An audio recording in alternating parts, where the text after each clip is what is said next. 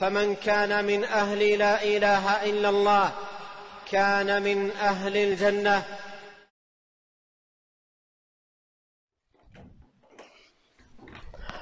السلام عليكم ورحمة الله وبركاته.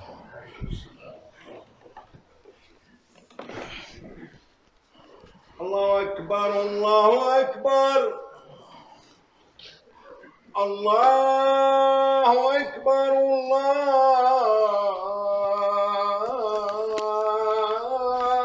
أكبر. أشهد أن لا إله إلا الله.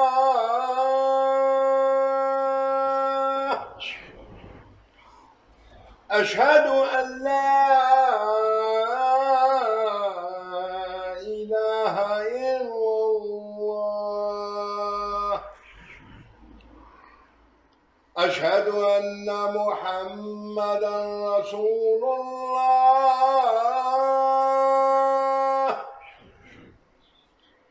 أشهد أن محمدًا رسول الله.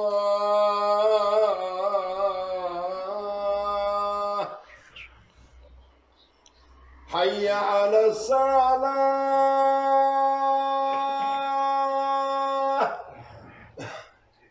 حي على الصلاة.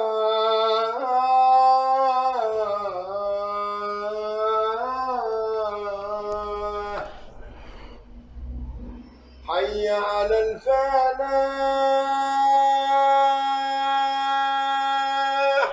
لا حول ولا قوة. حي على الفلاح.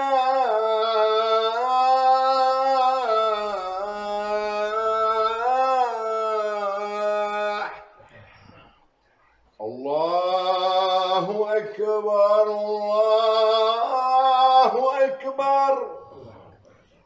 لا إله إلا الله.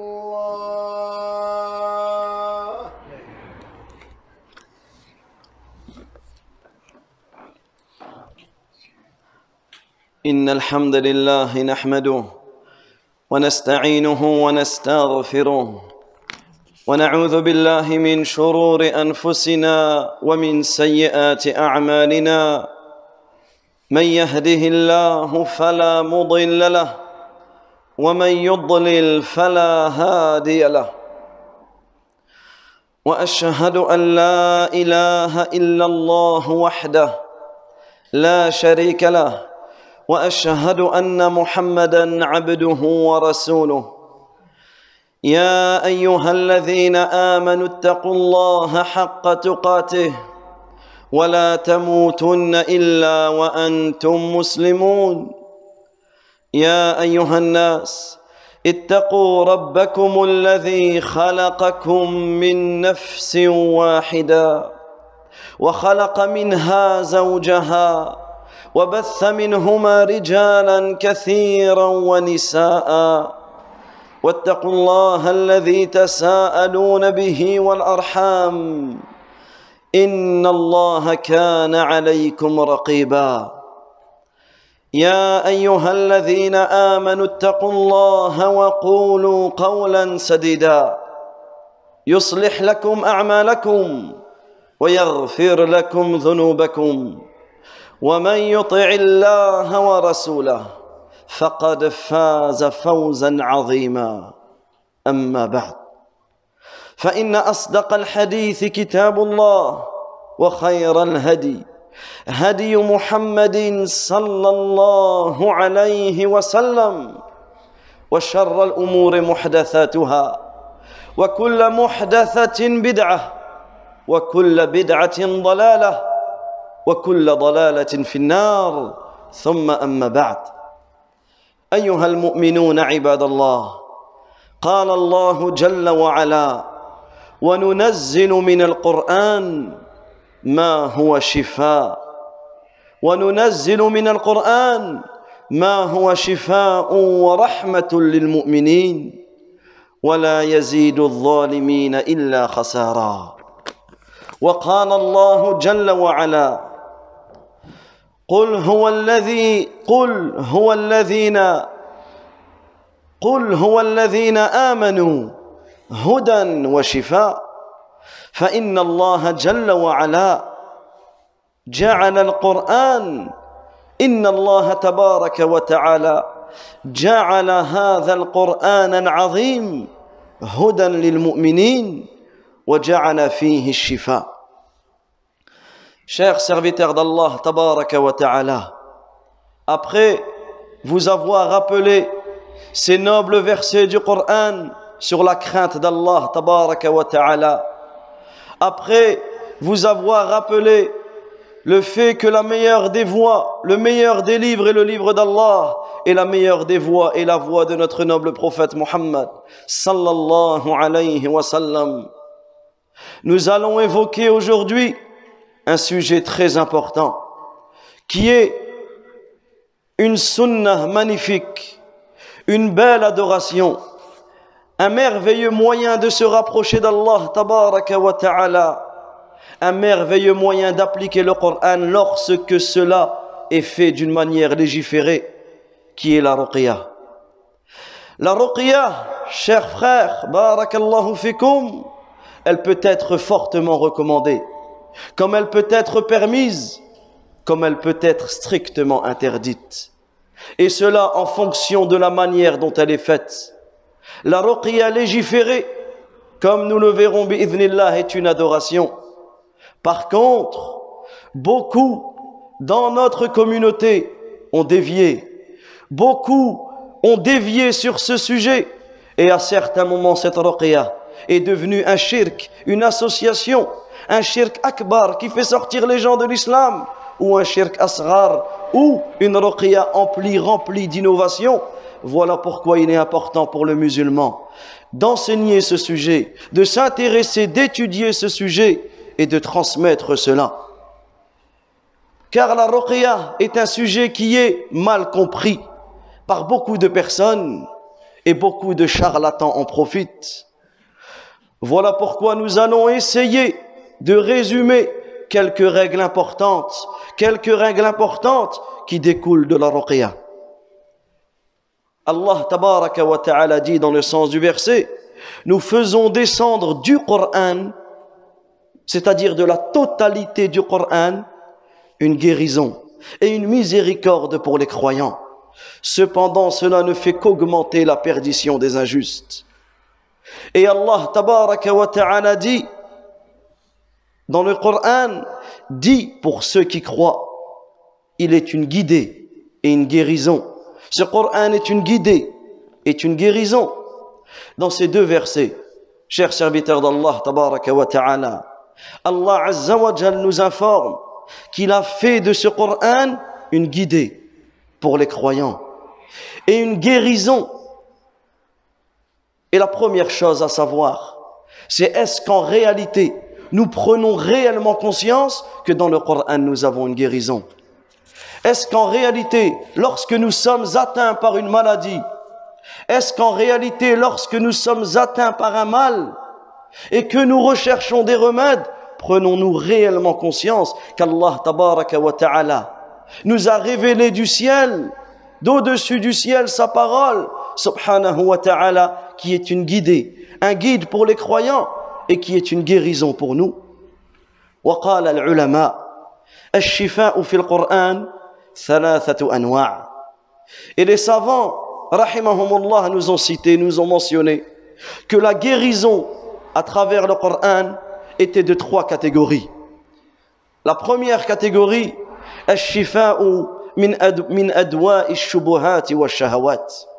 La première catégorie de guérison, c'est que le Coran est une guérison contre toutes les mauvaises choses, tous les maux qui sont liés aux ambiguïtés et aux passions. Puisqu'en réalité, ce sont les deux plus grands fléaux pour l'être humain. Les deux grandes portes par lesquelles Shaitan va t'attaquer, soit par la porte de l'ambiguïté, ou soit par la porte du suivi des passions et des pulsions. Les ambiguïtés, celui qui tombe dedans, il s'égarera du droit chemin.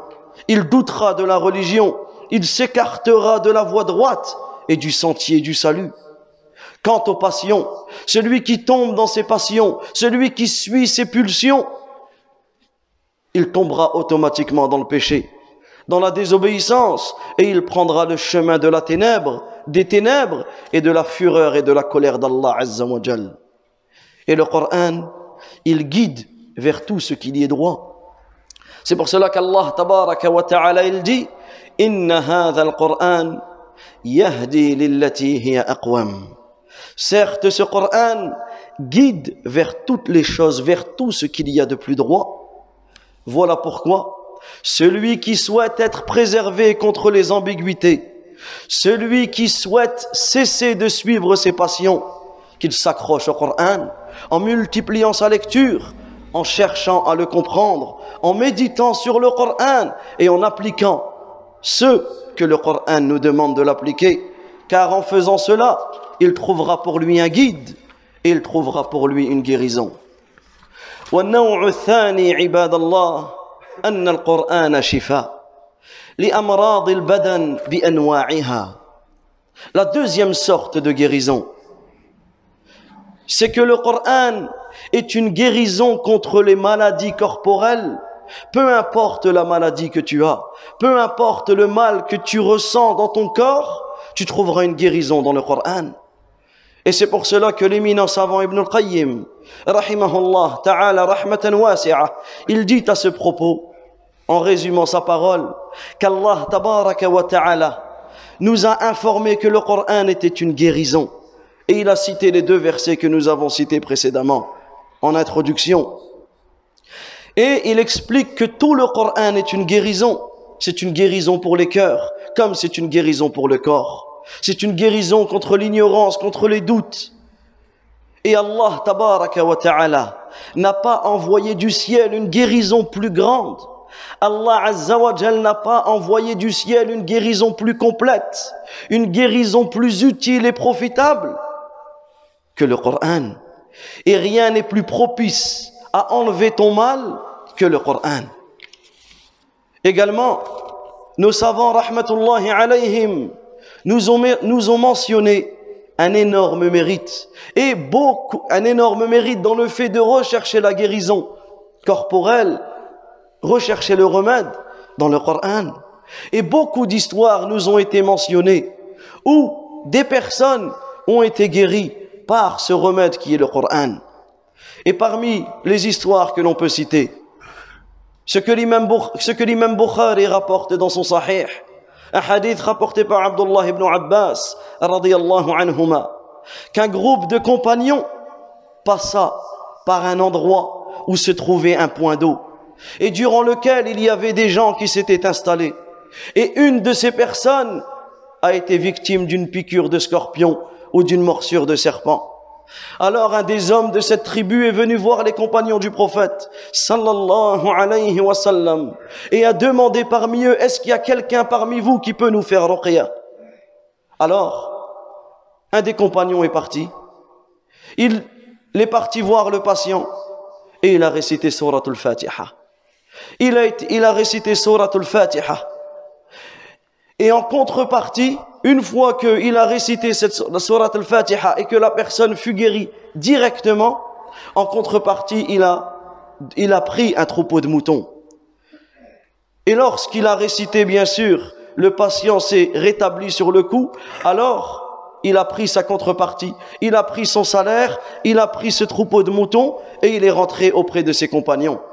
Alors les compagnons l'ont désapprouvé et ils lui ont dit: comment oses-tu prendre un salaire, prendre une contrepartie alors que tu as récité le livre d'Allah? Alors ils sont retournés à Médine.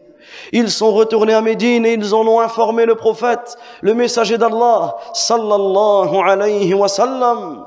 Alors le prophète alayhi salatu wa sallam de leur dire: inna ahaq ma akhadhtum alay ajran kitab Allah. Certes, la rémunération, le salaire le plus méritoire que vous pouvez prendre, c'est celui de la récitation du Coran. Et les histoires comme cela sont nombreuses. Par contre, la parenthèse que l'on peut faire ici, c'est qu'il n'y a pas de mal à partir de la parole du prophète alayhi salatu wa salam. Il n'y a pas de mal à prendre un salaire lorsque la personne enseigne le Coran ou lorsque la personne se déplace pour la ruqya ou autre. Mais ces choses-là, nous allons les détailler bi'idhnillah tout à l'heure بإذن الله. النوع الثالث من أنواع الشفاء بالقرآن.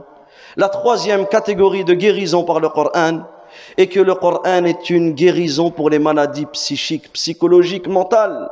C'est aussi une guérison contre le mauvais œil, que ce mauvais œil soit touché, soit provient d'un djinn ou d'un être humain. Le Coran est une guérison contre la sorcellerie également. Voilà pourquoi il est important, en introduction, en premier lieu, de se rappeler ensemble que la ruqya shar'iyya, la ruqya légiférée, celle qui est faite, comme nous le verrons, à partir du Coran et de la sunna du prophète alayhi salatu wassalam, est un moyen de se rapprocher d'Allah azza wa jal. Et la ruqya est une sunna. Et le prophète alayhi salatu wassalam se faisait ruqya lui-même. Et le prophète alayhi salatu wassalam a fait ruqya à ses compagnons. Et le prophète alayhi salatu wassalam a ordonné qu'on fasse ruqya à telle ou à telle personne. Et le prophète alayhi salatu wassalam a même bénéficié lui-même de la ruqya. Naam. L'ange Jibril alayhi salam est venu faire ruqya au prophète alayhi salatu wassalam en lui disant: Ya Muhammad, oh Muhammad, es-tu malade? Te plains-tu de quelque chose? Alors le prophète alayhi salatu wassalam de lui dire Naam, de lui dire oui. Alors Jibril alayhi salam de dire: Bismillahi urqiq min kulli shay'in yu'dhik min sharri kulli nafsin aw 'aynin hasid Allahu yashfik Bismillahi urqiq. Au nom d'Allah, je t'exorcise contre toute chose qui te nuit, contre le mal de tout être ou le mauvais œil de tout jaloux. Qu'Allah te guérisse. Au nom d'Allah, je t'exorcise.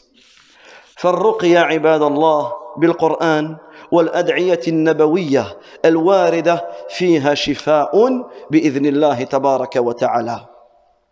Donc la grande leçon à retenir, c'est que la ruqya, lorsqu'elle est légiférée, et lorsque l'on dit une ruqya légiférée, c'est-à-dire qu'elle est faite à travers le Coran, à travers les paroles du Coran, à travers les versets du Coran, à travers les invocations authentiques du prophète alayhi salatu wassalam, à travers toute bonne parole qui est permise dans notre religion. Cette ruqya-là est une guérison par la permission d'Allah tabaraka wa ta'ala. Et dans cela, il y a un grand bienfait. C'est un grand bienfait qu'Allah azza wa jalla a donné à la communauté. Et méditons ensemble sur la parole de Cheikh al-Islam ibn Taymiyyah rahimahullah, où il dit: Kathirun min al-marda yushfawna bila tadawin. Plusieurs malades, si ce n'est la plupart des malades, guérissent de leur maladie sans même se soigner. Comment? Bida'watin mustajaba, que ce soit par une invocation exaucée. Et là, nous devons prendre conscience de cela. Lorsque nous sommes malades ou lorsque nous avons connaissance qu'une personne est malade, de multiplier les invocations en faveur du malade, de multiplier les invocations sincèrement en faveur du malade. Il est rapporté que certains compagnons entendaient qu'un des compagnons était malade, ils se réunissaient, ils levaient leurs mains, ils invoquaient Allah Azza wa Jalla en faveur de ce malade, et la maladie disparaissait. Ensuite, il dit: Aw ruqyatin nafi'ah, par une ruqya bénéfique. La personne est malade, elle se fait ruqya elle-même ou quelqu'un lui fait ruqya et la maladie disparaît par la cause de la ruqya. Ou il dit, ou par une force dans le cœur et une bonne confiance en Allah tabaraka wa ta'ala, ainsi que par plusieurs autres moyens en dehors des médicaments. Cela ne veut pas dire que lorsque tu es malade, tu ne te soignes pas et tu ne prends pas des médicaments, non. Mais il est important de savoir, lorsque tu es malade, que tu as des remèdes qui sont bien plus puissants que n'importe quel médicament, tel que l'invocation, tel que la ruqya, tel que le fait d'invoquer Allah Azza wa Jalla avec un cœur sincère et de placer son entière confiance en Allah subhanahu wa ta'ala. Aqulu qawli hadha wa astaghfirullah li wa lakum wa li sa'iril mu'minina min kulli dhanb innahu waliyyu dhalik wal qadiru alayhi fastaghfiruhu yaghfir lakum innahu huwal ghafurur rahim.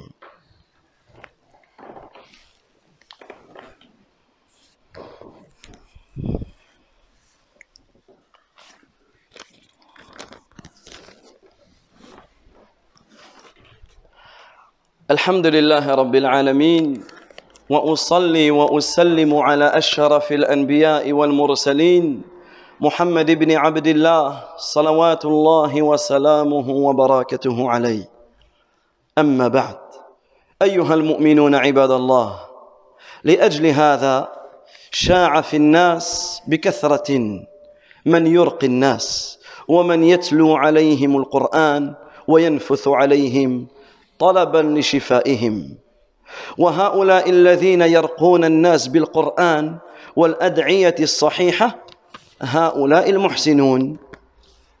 Chers serviteurs d'Allah Azza wa Jal, voilà pourquoi beaucoup de personnes, vous allez entendre que beaucoup de personnes a été voir tel malade et a fait ruqya, ou que telle personne a demandé à telle personne qu'on lui fasse ruqya.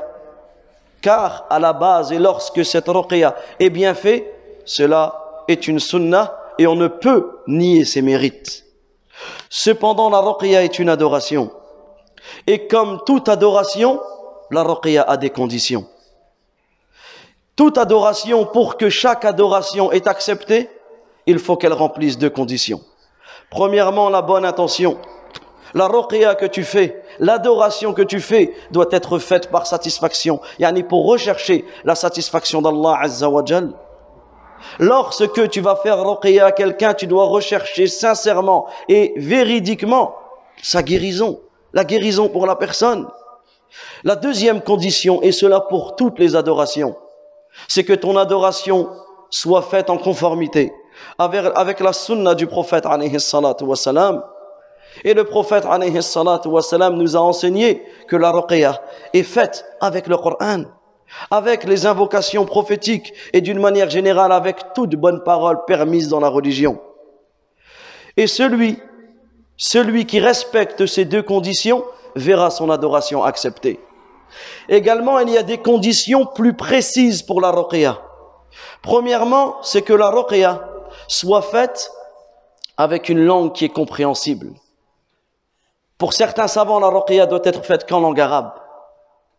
Et en réalité, cela est plus propice. Par contre, même si les paroles sont dites dans une langue qui est compréhensible et dont on peut vérifier le sens, cela fait partie des conditions. Également, il faut que cette ruqya soit faite, et que le raqi, que celui qui fait la ruqya ou que celui qui bénéficie de cette ruqya, il faut qu'il sache que cela est une cause. Cela est une cause. La ruqya, c'est une cause. Ce n'est pas, la guérison n'est pas entre les mains de cette personne. La guérison n'est pas entre les mains de cette personne ou autre. C'est une cause par laquelle tu fais, mais tu recherches sincèrement la guérison auprès d'Allah subhanahu wa ta'ala. Celui qui remplit ces conditions, il n'y a pas de mal à ce qu'il réponde favorablement. Lorsque quelqu'un lui demande de faire la ruqya et qu'il connaît bien sûr les règles, comme on le verra, qu'il connaît, qu'il a étudié ce sujet, il n'y a pas de mal à répondre favorablement. Puisque le prophète, alayhi salatu wa salam, il dit « Man istata'a minkum an yanfa'a akha » Celui qui a la capacité d'entre vous d'être utile à son frère, falyanfa', qu'il se rende utile. Par contre, les gens qui pratiquent la ruqya vont se diviser en trois catégories. Premièrement, celui qui a étudié ce sujet, il connaît les règles, il sait ce qu'il est permis et il sait ce qui n'est pas permis. Il prend conscience que cela a un mérite et comme on a dit, il respecte les conditions telles que la ruqya soit faite en langue arabe, telles que la ruqya soit faite comme l'a fait le prophète alayhi salatu wa salam, telle que la ruqya soit un moyen et ce soit une cause et que le guérisseur est Allah Azza wa Jal. Bien sûr, celui qui va la faire, il faut qu'il soit connu pour sa piété, pour son expérience, pour sa sincérité, pour sa loyauté, pour être une clé du bien. Deuxième catégorie de personnes, c'est celui qui est ignorant de ce sujet. Il ne sait rien, il ne connaît pas ce sujet. Il n'a pas étudié le sujet de la ruqya. Lui, il ne sait pas comment faire. Il ne sait pas comment faire. Mais il connaît son ignorance. Il sait qu'il est ignorant de ce sujet. Donc lorsqu'une personne va lui demander « Est-ce que tu peux me faire ruqya ?» lui va te dire « Je ne connais pas ce domaine. Je suis inexpérimenté dans ce sujet-là. » Et il ne va pas faire des choses qui le dépassent. Et cela est à la fois louable parce que il sait, il n'est pas rentré dans des choses qu'il ne maîtrisait pas. Mais la troisième catégorie, qui malheureusement est la catégorie qui est là, le plus grand nombre, ce sont les charlatans. Ceux qui jouent avec la ruqya, ceux qui jouent avec le désespoir des gens, ceux qui jouent avec la peur des familles, ceux qui jouent avec l'ignorance des gens, ceux qui dévient du droit chemin, ceux qui inventent, qui innovent des choses dans la ruqya, ceux qui en font un commerce, bien plus qu'un commerce, une escroquerie, ceux qui escroquent les gens avec la ruqya. Et tout le monde ici sait que cela existe et que cela est répandu malheureusement. Nous allons citer quelques points qui prouvent que la personne est un charlatan ou qui prouvent que la personne n'a pas fait la ruqya d'une manière légiférée. Car la ruqya d'une manière légiférée, elle est simple. Elle est faite à partir du Coran, des invocations authentiques ou de toutes bonnes paroles permises, et il est même permis de souffler sur la personne. Point. On récite, on souffle. Point. Mais ceux qui vont utiliser des formules incompréhensibles, d'apparence, ils récitent le Coran et la Sunna, mais en cachette, à voix basse, ils récitent des formules de shayatin, ou d'autres qui vont utiliser d'autres djinns pour les aider pour leur ruqya. D'autres qui vont prétendre connaître l'invisible. Il va prétendre connaître la maladie que tu as, ou il va prétendre connaître le mal ou ce que tu as. D'autres qui vont invoquer autre qu'Allah. D'autres qui vont invoquer des shayatines dans leur ruqya. Ils vont invoquer des anges. D'autres qui vont appeler par des noms incompréhensibles, où ils vont citer des syllabes, où ils vont citer des lettres à haute voix, des choses qui sont incompréhensibles. D'autres qui vont t'accrocher des amulettes ou des talismans. D'autres qui vont te demander des photos de ceci ou de cela, de ton enfant ou de ceci ou d'un tel ou d'un tel. D'autres qui vont te demander d'aller dans tel endroit spécifiquement à une telle heure, ou de réciter tel verset du Coran à un endroit spécifique, à un nombre spécifique, sans preuve du Coran ni de la Sunna. Tout cela fait partie des choses par lesquelles tu peux reconnaître le charlatan. D'autres vont même mettre sur leur page Facebook ou autre qu'il est strictement interdit pour la femme de faire ruqya à une autre femme. Alors premièrement, cela est faux. La ruqya peut être faite par un homme ou par une femme. Deuxièmement, pourquoi ils vont dire ça? Pour que les femmes viennent dans leur cabinet ou pour que les femmes viennent leur voir eux. C'est pour cela que parmi les signes où tu peux reconnaître le charlatan, c'est qu'il va s'isoler avec la femme. Il va s'isoler avec la femme. Il va toucher la femme. Il va même demander à ce qu'elle se découvre. Et il va même dire par cela, il est autorisé pour le médecin, lorsqu'il y a un cas de nécessité, de toucher la femme. Mais toi, tu n'es pas médecin. La ruqya, ce n'est pas un acte de médecine à proprement dit, c'est un acte que tu récites. C'est une récitation. Tu dois réciter. Également, ceux qui vont s'isoler avec les femmes, et beaucoup malheureusement de dérives il y a eu, ou ceux qui vont réciter en groupe, tous d'une même voix. Même cela va même se faire aujourd'hui via des chaînes YouTube, via des chaînes Facebook, via le téléphone, via WhatsApp. Tout cela en réalité ne fait pas partie des choses légiférées. Ou ceux qui vont demander des sommes extravagantes, ceux qui vont vendre des bouteilles d'eau soi-disant coranisées, et pour la plupart de ces eaux, le Coran n'a même pas été récité. Ceux qui vont vendre des bouteilles d'huile, soi-disant ils ont récité quelques sourates dedans, et ils vont vendre cela à des sommes astronomiques. Ceux qui vont torturer le patient, ils vont l'étouffer, ils vont l'étrangler, jusqu'à ce que certains patients s'évanouissent, d'autres même sont tués.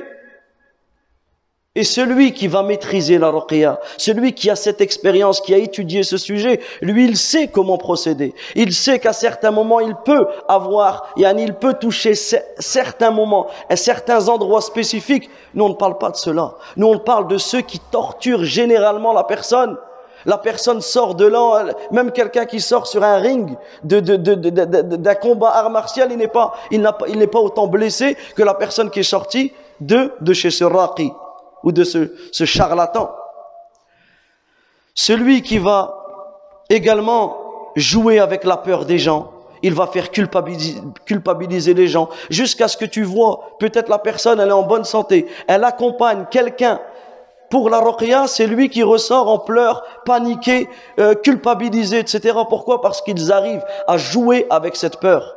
Il va venir te voir, il va te dire, toi tu sais, tu es possédé, toi ceci, toi cela. Il fait peur aux gens, en réalité là où il n'y a rien. Également, réunir tous les patients dans la même pièce, les laisser hurler, les laisser crier, les laisser se claquer la tête dans le mur ou autre. Également, parmi les grands fléaux, c'est de s'adresser systématiquement aux djinns.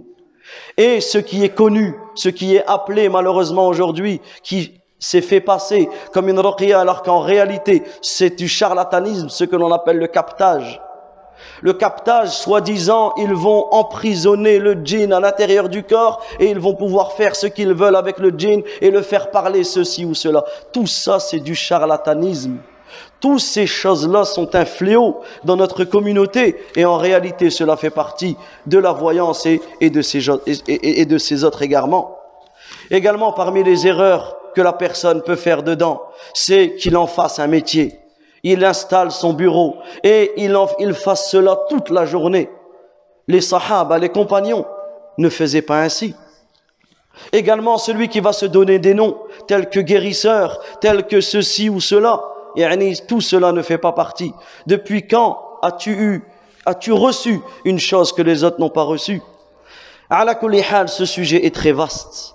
Et malheureusement, beaucoup de personnes s'amusent avec la religion. La ruqya, elle peut être réalisée par tout musulman. Il n'y a pas telle personne qui est spécifique. Malheureusement, des gens voyagent d'un bout, d'un pays à l'autre, parce que telle personne est connue, ceci ou cela. Tout musulman peut faire la ruqya. Tant qu'il apprend le domaine, tant qu'il apprend le sujet, tant qu'il est sincère et véridique, tant qu'il est reconnu pour sa piété et sa droiture, tant qu'il fait cela selon les règles, sans qu'il n'ait besoin de se faire connaître. Il n'a pas besoin de se faire connaître. Également, la meilleure des choses, c'est de se faire ruqya soi-même. La meilleure des choses, c'est de se faire ruqya soi-même en récitant le Fatiha, en récitant ce que tu connais du Coran. Le Coran est une guérison et c'est pour cela que nous avons introduit sur le sujet. Fais ruqya sur tes enfants, sur ta famille. Bien sûr, il n'est pas interdit de demander à une personne de te faire ruqya, mais il est préférable que tu te la fasses toi-même. Tu connais le Fatiha, tu connais Ayatul Kursi, récite Al-Baqarah, récite les 3 dernières sourates et tu verras bi'idhnillah un impact énorme sur ta maladie ou sur ton mal. Également, ton cœur doit être accroché à Allah Azza wa Jal et ton cœur ne doit pas être accroché au raqi. Certaines personnes, lorsqu'elles ne trouvent personne, ça y est, elles ne font rien. Lorsqu'elles ne connaissent pas quelqu'un qui peut venir les conseiller, elles ne font rien. Tu oublies que tu as ton Seigneur, subhanah. Tu oublies de lever tes mains et de demander à Allah Azza wa Jal de te faciliter, que ton cœur soit accroché à Allah Azza wa Jal et qu'il ne soit pas accroché à telle ou à telle personne. Et la guérison, et nous concluons sur cela, sera effective lorsque tu reviendras à la religion. Lorsque tu méditeras sur le Coran, tu méditeras sur les invocations du prophète, alayhi salatu wassalam. La guérison, tu la trouveras lorsque tu vas réformer ton cœur. Lorsque tu vas faire des choses afin d'acquérir un cœur saint. Lorsque tu vas lire le Coran, écouter le Coran avec un cœur présent. Lorsque tu vas placer ta confiance totalement en Allah tabaraka wa ta'ala et que tu vas savoir que le remède, que ce soit la ruqya ou autre, cela est une cause. Mais le guérisseur, c'est Allah Azza wa Jal. Lorsque tu vas revenir à la sunna du prophète, alayhi salatu wa salam, lorsque tu vas t'écarter des wasawis, des mauvaises pensées, car beaucoup de gens voient la ruqya partout. Ils pensent que la ruqya est une solution à tous leurs problèmes, alors qu'en réalité, lorsque tu parles avec cette personne, et il te dit mon fils, ma fille est pas bien. Lorsque tu parles ne serait-ce que 2 minutes avec eux, tu vois que ce sont des gens, malheureusement pour certains, qui n'ont aucun lien avec la religion, qui n'ont aucun lien avec la prière. Certaines personnes même sont dans la drogue, dans les cachets, dans ceci, dans cela, dans l'alcool, et il va te dire il a besoin d'une ruqya. Oui, il a besoin d'une ruqya, mais la ruqya qui lui être utile, c'est quoi? C'est la salat, c'est le Coran. C'est ça la ruqya, c'est le retour à la religion, c'est l'istighfar, c'est le repentir. C'est ça que la personne a besoin. La sincérité, les invocations, l'apprentissage de la science, et surtout, mes frères, at-tawhid, l'unicité d'Allah Azza wa Jal. Parce que les charlatans vont se multiplier dans un endroit où les gens ne connaissent pas Allah Azza wa Jal, dans un endroit où les gens n'ont pas de connaissance de leur religion. Voilà pourquoi celui qui a besoin d'une ruqya, celui qui doit faire une ruqya, qu'il se restreint au Coran, à la Sunna du prophète alayhi salatu wassalam, et à toute bonne parole qui est légiférée et permise dans notre religion. Wallahu ta'ala a'lam. وصلى الله وسلم على نبينا محمد وعلى آله وصحبه أجمعين. ربنا آتنا في الدنيا حسنة وفي الآخرة حسنة وقنا عذاب النار. اللهم صل وسلم وبارك وأنعم على رسولنا الكريم. وصلى الله وسلم على نبينا محمد وعلى آله وصحبه أجمعين. وقوموا إلى الصلاة. فمن كان من أهل لا إله إلا الله كان من أهل الجنة